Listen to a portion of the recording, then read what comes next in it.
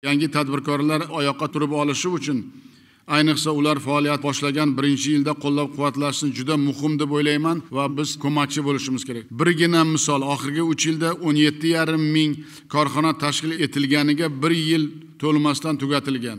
Masalan, 24-yil soliq, yong'in xavfsizligi, ekologiya, SES kabi nazorat organlari ochilganiga 1 yil ham bo'lmagan 1 mingga yaqin korxonada tekshiruv o'tkazgan.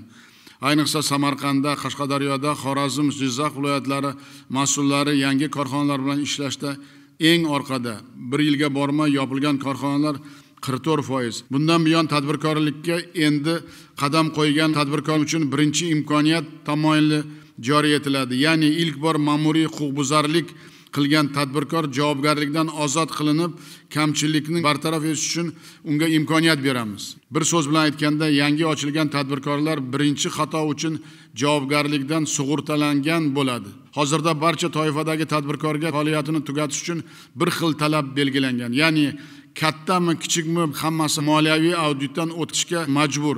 Oqibatda ixtiyoriy tugatishga ariza bergan 38 mingdan ziyod kichik korxona qachon tekshiruvchi kelib auditdan o'tkazishni kutib yuribdi. Masalan, bir nafar soliq tekshiruvchisiga 270 ta korxona to'g'ri kelyapti. Shu bois bu jarayon ham soddalashadi. Oxirgi 3 yillik oboroti 10 milliard so'mdan oshmagan, soliqdan qarzi bo'lmagan korxonalarni ixtiyoriy tugatishga tekshiruv o'tkazilmaydi.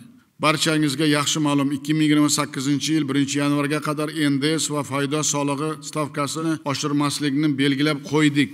Endi kichik va o'rta biznesga qo'shimcha talab va majburiyat yuklaydigan normativ hujjatlar qabul qilishga ham 3 yillik moratoriy e'lon qilamiz. Fermerlar uchun ham muhim yangilik bor. Soliqdan qarzini vaqtida to'lay olmagani uchun shu paytgacha yig'ilib qolgan 1 trillion so'mlik penya o'ndirishdan voz kechamiz.